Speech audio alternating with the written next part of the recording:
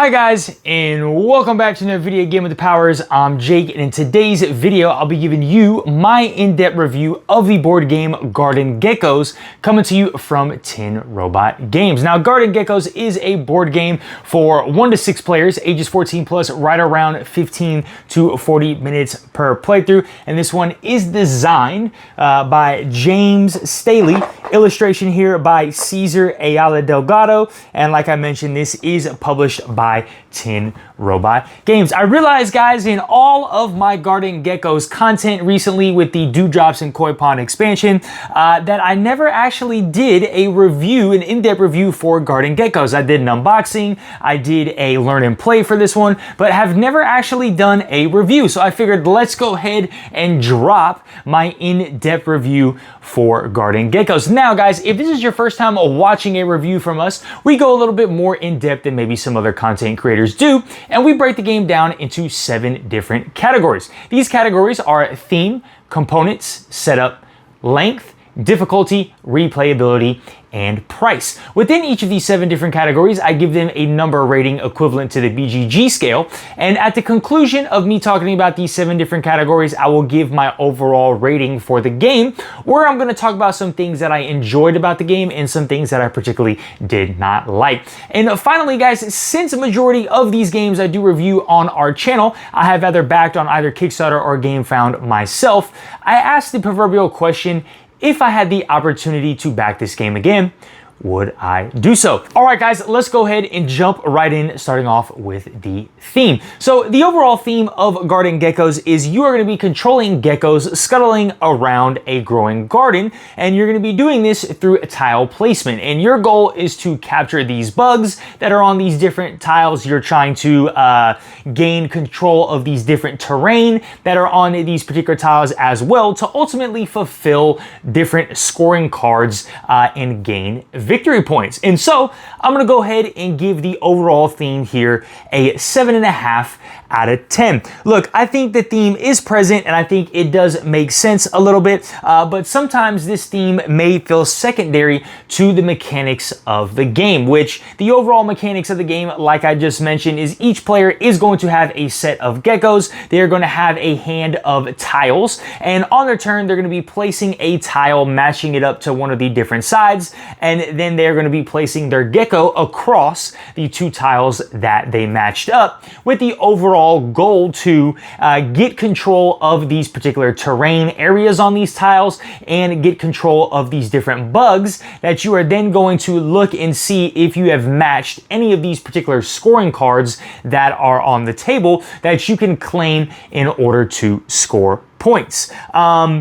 Yeah, like I said, it's a good theme. The theme here is present with this one. It's a lighthearted theme. It's an enjoyable theme. But I think sometimes when you're really getting into the depth of the game and strategy of the game, the theme kind of just goes away a little bit, because you just tend to focus on, okay, what one particular bug or one particular terrain do I need? So I'm taking my tile and I'm just trying to find that one specific thing, moving my gecko around. And so sometimes it's easy to lose sight of the theme and the presence, thematic presence here with this particular game. But look, these hex tiles do give a feeling of exploration and growing environment. I think it's unique that the table is building out this garden together. You are all building out this shared garden. You know, you grow this environment, which ties well into this bug collecting theme. The theme here is lighter and it's more abstract than story-driven games, and it works well for a tile laying and pattern oriented design. Again, 7.5 out of 10. Really quickly, guys, I do want to go ahead and jump down to the table and show you how some of these mechanics tie directly into the theme. All right, guys, so we're down here at the table with a setup of a 2-player game of Garden Geckos. And you can already see we have a game in progress. So like I mentioned, the overall theme of the game is you guys are going to have a hand of these different tiles, and on your turn, you are going to play one of these tiles to a matching side that is already on here. So for for example, I will lay this tile in between here, and I have matched these two sides, and then whatever player color you are, let's say I was the green player, you will then lay your gecko across those two terrain types that you have done. Now, this is going to fulfill a couple different things. The very first thing is the terrain objective. So you can see how my gecko is on 2 petal spaces. So when I look over here at the terrain objective cards, you can see that on this card, in this card, it is requiring me to fill or fulfill a set of terrain. So right now, because of this green gecko on this spot, I would have this terrain filled, and then I would have one of the flower terrains on this particular card. So if I wanted to capture this card, I need to now get a sunlight terrain and then another petal or flower terrain as well. Also, you will notice that there are bugs on these particular tiles. So I can also work towards bug objectives. So right now, I have a green gecko that is on a worm and a cockroach. I also have a gecko on a fly. There will be a randomized bug in the starting space, and then I have a fly, and let's just say we got a moth in here for scoring purposes. Now, what I would do is look over to these scoring and see if I complete any of these. So this one is asking me that my gecko is on a tile with a moth that connects to another moth that connects to a third moth, which I don't have that right now. But this one is asking if I'm on a tile, my gecko is on a tile from a moth to a grasshopper or a fly to a ladybug. I don't have any of that as well. And so there could possibly only be one connection I could make with a cockroach to a moth if I was managed to play something from this tile or a cockroach tile connecting to this one. But that is the overall mechanics of the game, guys. You are playing these tiles from your hand. You are playing one of these geckos out, laying it across the different tiles to try and match the terrain on your scoring cards or the bug cards. And however many bugs are at the bottom of these cards are going to be worth victory points at the end of the game. So like I mentioned, lighthearted, abstract tile placement theme here. Very light, very fun, very relaxing style theme. 7.5 out of 10. All right, guys, I want to stay down here and talk about the components for a second. So when it comes to the components,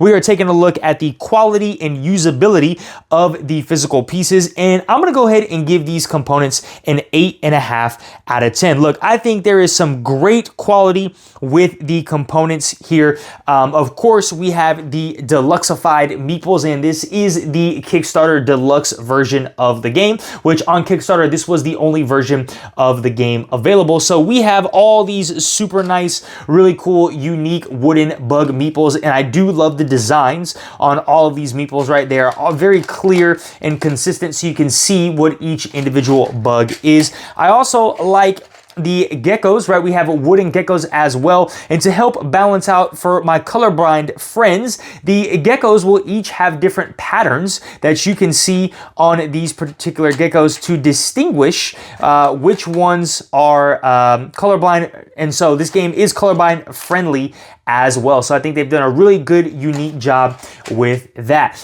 In terms of the tiles themselves, I do like the thickness of the tiles. Now, they're not super thick, but they feel sturdy, they feel durable. I love the presentation, the colors here on the tiles. Yes, this is a brighter game, but they've managed to make on all of these tiles, the bugs on the inside are very crisp and clean, and that you can see them every time. And there is an abundance of tiles in this game, and so when you are matching, they do a great job with that as well. The different scoring objective cards, they do give you an abundance of different cards here. I do like the finish on these cards. These are just normally standard cards with, I would say, a normal linen finish that you would see on most Kickstarter versions of games. But again, the pictures, the iconography, the look of this is very crisp, very clear. You are never going to get mixed up on what a bug looks like or what a terrain looks like. It's very, very easy to understand. Okay, let's take a look at the game box here. The storage, everything fits in the box. It works really well. So these two trays right here will fit in this section, and then the cards and your tiles will fit down here. You can see the abundance of tiles that they have. Now, ignore some of these cards. This is the Dewdrop and Koi Pond expansion that I have integrated into the base game here. But storage is nice. It is a smaller box game, and of course, the rule book as well is very small, only 5 pages. It's a very crisp, clear rule book and easy to understand. So all of that for me, I think what gives it a jump on the 8, normally, you know, I would give this an 8. The reason why I'm giving this one an 8.5, I think the meeples, obviously the deluxe version of the meeples and how crisp and clear, making them colorblind friendly is really nice as well. Makes this game approachable for a lot of people. And then just the presentation of everything. When you have a lot of colors like this, sometimes the hue or the hue of the colors can kind of get mixed up, and I think they've done a really great job here making everything clear on all of the tiles, the cards, and things like that, so you are not confused as to what you are looking at. So 8.5 out of 10 with the components. All right, guys, moving on to the setup. So when it comes to the setup, we are taking a look at the time and ease of getting the game ready, and I'm gonna go ahead and give this one a 9 out of 10. I think there is some excellent setup here. It's quick, it's logical, it's usually gonna be under 5 minutes. Essentially, what you're doing is you are getting the trays out, you are having each player pick their color of gecko that they want, you are mixing all the different cards, you're making your market of cards for the terrain and bug meeples, and then you're mixing up all the different tiles and handing each player 3 tiles, and they are ready to go. Very simple, very easy, very quick setup here with this one. 9 out of 10. All right, guys, moving on to the length. So when it comes to the length, we're taking a look at how well the game length fits the overall experience. We're not necessarily looking at the playtime here, but we're taking a look at the pacing and satisfaction of the game. And when it comes to the length, I'm giving this one an 8.5 out of 10. Look, I think there is some great pacing, some great satisfaction with this game. The game is very satisfying. However, there is the prospect, or there is the possibility that sometimes games can go slightly longer than that 40 to 45 minute tagline, depending on the different scoring objective cards that come out, the different terrain tiles that you are playing, and kind of the overall setup of this particular game. As I mentioned, the advised playtime is 15 to 40 minutes. I would advise that. It's more probably gonna be around 25 to 50-ish minutes. Some games can go a little longer depending on the player count, up to like a 60-minute mark. But for most of your games, you're gonna be around that 25 to 50-minute tagline. Look, I think once you're familiar with the mechanics here, the game likely settles into that lower end range, 30-ish, 35 minutes with this one, because the play will start to move very quickly. But as I mentioned, look, I still think there's some great pacing with this one. You never get into this game and you get to the end of the game and you're like, man, I want this game to end. There's always this nice little tension with the game, because the game ends when somebody claims their 6th scoring card. And once you start building this garden out, these scoring cards are going to start going left and right with all the different combinations that you can make, and basically you get about 3 or 4 turns in, and then at that point, majority of the people around the table are going to be claiming a scoring card almost every single round. So the game is only going to, from that point, it's 4 to 6 rounds, maybe depending on anybody else that has claimed something, that the game is going to end. So it does have, it's a little slow in the beginning, but as the game starts moving, it picks up really quickly, and then it can end on you before you know it. But I still think there is some great pacing and satisfaction that you're going to feel after playing this one. So 8.5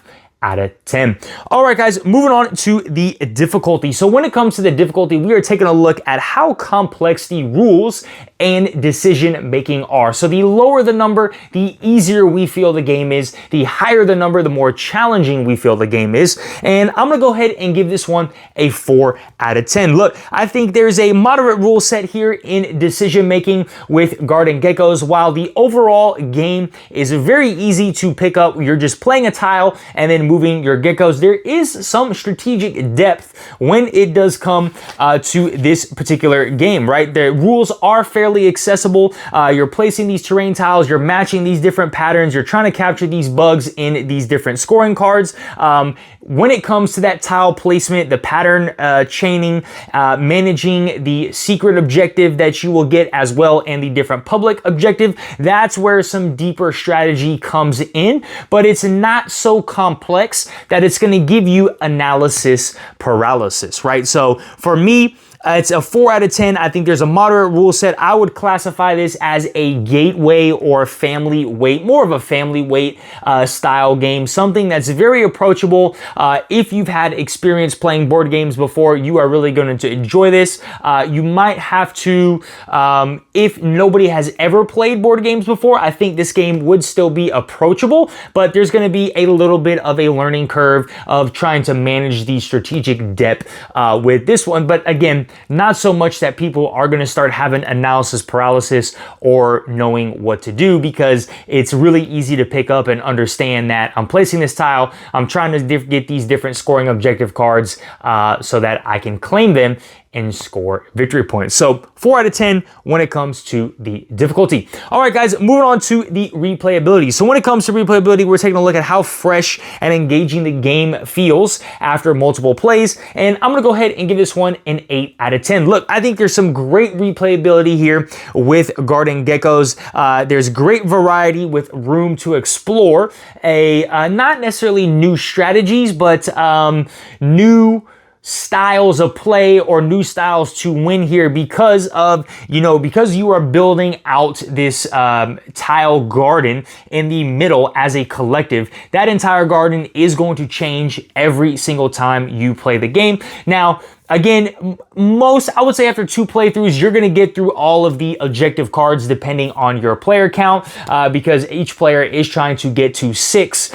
So you're going to see these different terrains, but it basically feels fresh with the different objective cards because there is quite an abundance every single time, and you're really playing off the garden area to look at the objective cards every time. So even though there's a lot of recycled objective cards in the game, and what I mean by that is I can't remember off the top of my head that there are no objective cards that are the exact same. So there's no duplicates. Each terrain and bug scoring objective card is unique. They're going to cycle through pretty fast, so you're going to see them in multiple playthroughs. But like I said, because of that growing garden in the middle is going to change every time, even though you see the same scoring objective cards, the game is still going to feel fresh because you're having to take a unique strategy or pathway in order to claim these every single time. So that's why I said I think there's some great replayability here. The length and the pacing also ties into that. You get the hang of this game.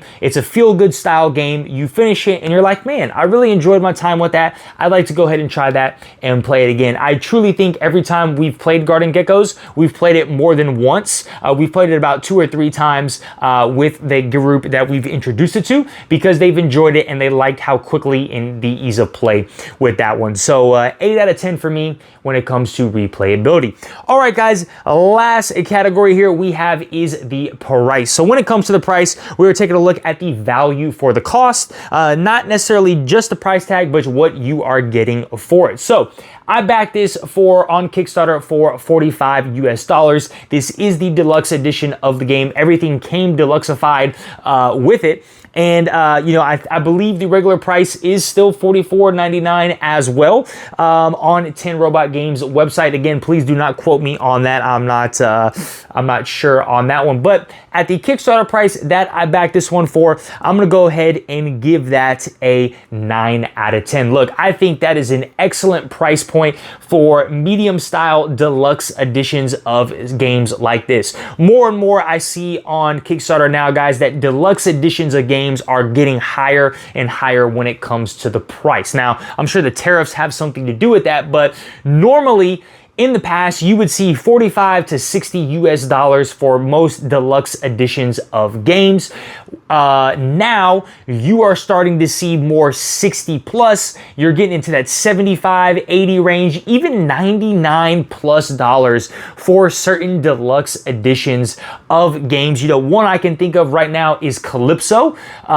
A brand new game that they have on a Kickstarter. It's like $119 for the deluxe edition of the game with the game trays and the acrylic tiles and things like that. But just deluxe, the whole point is deluxe versions of games are getting more and more expensive. So for you to be able to find a medium weight style game like a Garden Geckos that's approachable, that has really deluxeified components, wooden components, trays and things like that. For me, that is a very, very rare find in this day and age, which is why I'm giving this price a 9 out of 10. All right, guys, let's go ahead and move on to my overall rating. So I'm gonna go ahead and give Garden Geckos an 8.5 out of 10. Look, I think Garden Geckos is a great, appealing tile laying / pattern building game. It's got a cool, relaxing theme. It's got great mechanics here. While it's not deeply complex, it offers thoughtful decision making, I believe, around that tile placement, the chaining different objectives, you know, the positioning of your different geckos, being able to claim these bugs as well. You know, the components look great. I love them. And the visual design and production value here of this game is top notch. And I think it's great as well. 10 Robot Games always does a great job with their production value when it comes to any game that they produce. All right, guys, let's go ahead and talk about some things that I really enjoyed about this one. So the very first thing I liked is the ease of play and approachability of the game. Look, this one is very cute. It's very friendly. It's very easy to get to the table. You know, you look at this cute little gecko right here and you're like, hey, you want to play a fun little game about geckos? You're going to be having geckos around. And usually people are like, yeah, sure, I want to try that. That looks pretty cute. And then you actually get it to the table and you're like, all right, this is how you're going to play the game. You got 3 tiles in your hand on your turn. You're playing 1 tile and then you're putting a gecko across those 2 dials and you're trying to look at the different scoring cards on the bugs and the different scoring cards of the terrains to try and match them up and claim those cards. And once somebody's claimed 6 cards, that's the end of the game. So the game plays very easy. It's very, very easy to teach people. No matter if you're a seasoned gamer or brand new to board games, you can pick this one up and have a great time playing this. The second thing that I really enjoy about Garden Geckos is, I just mentioned a while ago, the production value of this game.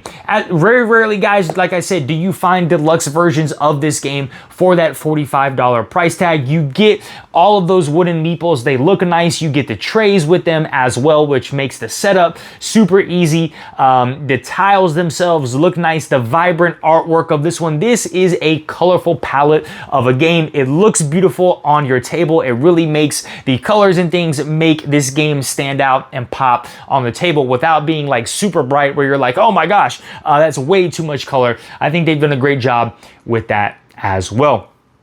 All right, guys, time now to talk about some things that I particularly did not like about this one. And there was only one thing that I particularly did not like, and that is sometimes the game can feel more like luck than actual strategy and skill. So anytime you are dealing with objectives and scoring objectives, and anytime you're dealing with tile placement and everybody is sharing a certain tile placement, there is going to be some luck involved, right? It can be depending on the tiles that you get, right? You need one more certain fly or bug or something like that, and you don't draw the tile that you need, but somebody else does, and then they play it in a different area that is going to hinder you and kind of your plan. And there are some times in this game where you're trying to go for an objective and you're going all in on the objective, and then somebody else at the table manages to complete that objective and takes that card, and then it kind of resets your entire strategy because now you went all in on that, and now you're having to completely pivot, which is going to slow you down even more, which sometimes can feel like a hindrance. But that's really the only particular thing that I did not like. And guys, like I mentioned, that doesn't happen too often. often, but there is the off chance that it does, and it can be very frustrating sometimes when it's like that, because now it sets you back even more. You got to readjust kind of, and then you get behind because now some other players might claim some objectives, especially when it's later in the game. But all in all, look, there's a lot to love here with Garden Geckos. If you guys are interested in Garden Geckos, go ahead and check the link down in my description below. They are launching a expansion to Garden Geckos and a reprint of the game in the same Kickstarter campaign. That is called the Dewdrops and Koi Ponds expansion. I will go ahead and drop the link to that Kickstarter campaign page down below where you guys can hit that button to be notified on launch. Last thing, guys, if I had the opportunity to back this game again, would I do so? Absolutely, 1,000,000%. Yes, I would back it. Sierra really loves me, really loves this game. This is one of her probably top 20 games of all times. I would say maybe even in her top 10. I don't know. I'll have to ask her about that one. But I think for the production value, the price, the amount of plays I already got from this game, the approachability, this is hands down a yes that I would definitely back this one again. All right, guys, if you enjoyed this content, smash that like button, hit that notification bell, drop down in the comments below. Have you guys played Garden Geckos? Let me know what your thoughts and opinions on it are. Last but not least, guys, if you are not subscribed to our channel, please go ahead and subscribe so we can keep bringing some more awesome content. All right, guys, have a great one. Bye.